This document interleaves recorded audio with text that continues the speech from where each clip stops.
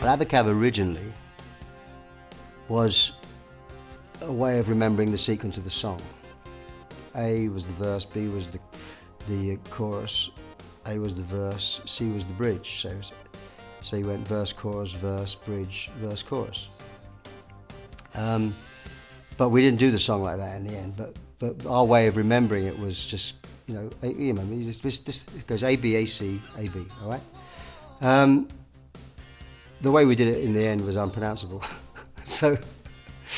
But the name stuck. It just sort of felt quite good. And then when we were thinking about titling the album and the song, really, particularly the album, we wanted to get across this more abstract nature of it. We felt this was the most unromantic thing we'd done, whereas in Winter Mother it was only 3 albums before it had been so romantic. This was much less romantic. A lot of the album's tracks were very stark and much more kind of, had a much more straightforward approach, I suppose. And we wanted to get that across with the cover, so we went with a totally abstract design on the cover, but it's not definable. It just looks, it's just got nice sort of shapes and colours. And gave the title, which ABACAB, which means nothing at all, really, as a title. So the thing was like an abstract painting, is how I saw it, really.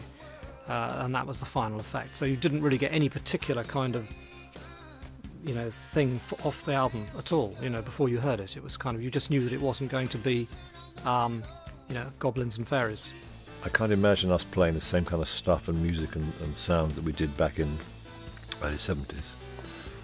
And not changing, because I think, to be honest, the journey's been interesting as a writer and as a recorder of music, and I think if you stayed in the same place, I'd have been bored stiff years ago. I think you've got to move all the time. I think.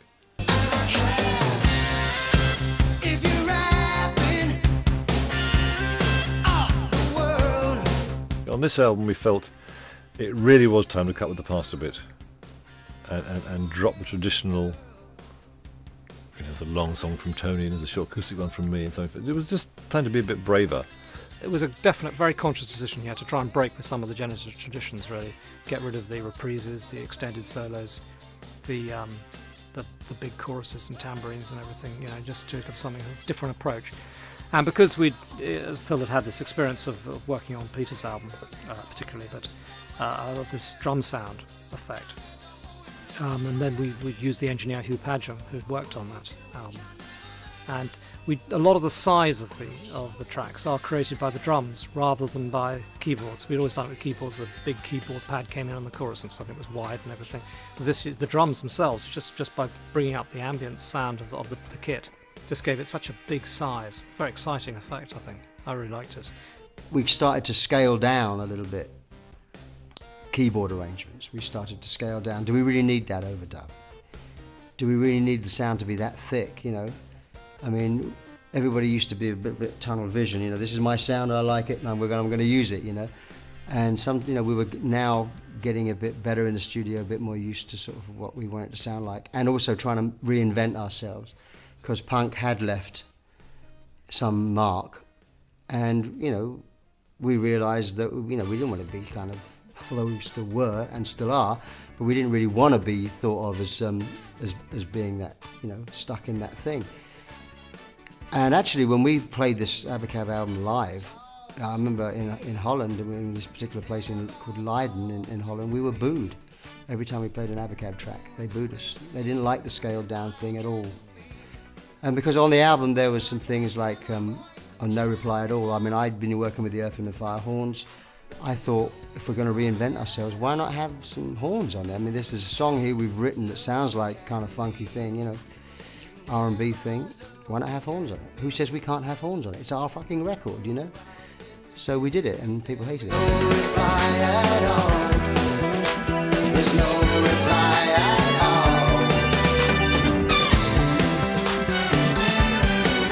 all. We did our own punk track as well, Who Done It, which was fantastic. I mean, it was just, Tony Banks had this keyboard, I don't know, I mean, it was like he was just fiddling around with it. He had and he was just trying to get this different sound, and it was all in rhythm for some reason, and sort of I started playing, and that was it. It was the most horrible sound that we really liked. For many people, it's kind of, the worst track we ever did. Because I really like it, but perhaps I'm just perverse. I had this thing of abusing a Prophet 5 And I'd sit there and I thought, I'm doing this all the time.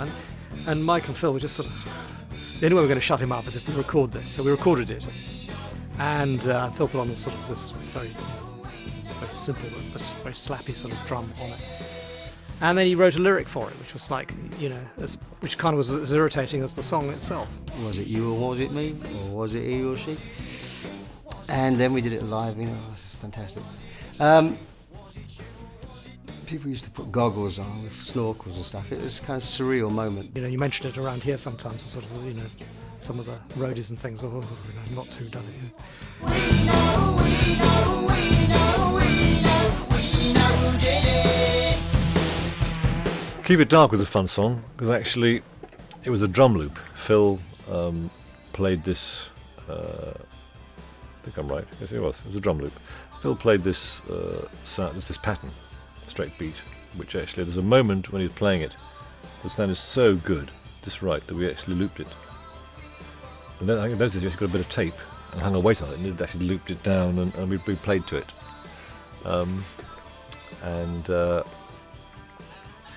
It had a great sort of heavy sound, and I think the song always kind of worked that way. And dreams of our future,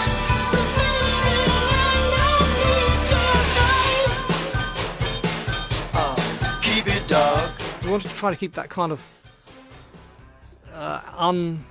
the inhuman aspect of it. I think is what we liked about it. It becomes something inhuman and relentless. And when a thing repeats absolutely like that, it becomes almost subliminal. So you're paying too much attention to it. And then Mike had this. He's playing this riff, which kind of like goes very much against the rhythms. As the two things are kind of quite strangely positioned. If you hear it, sometimes you hear it. God, it's all out of time. And then the chorus comes in and all the chords are sort of anticipated and things, and the resultant effect is kind of strange. That it's all doing this a bit. But I think the resultant song, I think it works really well. I mean, it's just a lovely sort of, got very stark verses, and very romantic choruses. And I kind of wrote a lyric that kind of did that. So the idea was that this character had to pretend that he'd been robbed by people, and that's why he disappeared for a few weeks. And in fact, what had happened to him, he'd been taken up in a spaceship and gone to this fantastic world where everything was wonderful and beautiful and everything. But he couldn't tell anybody that because no one would believe him. So I thought it was quite a nice idea.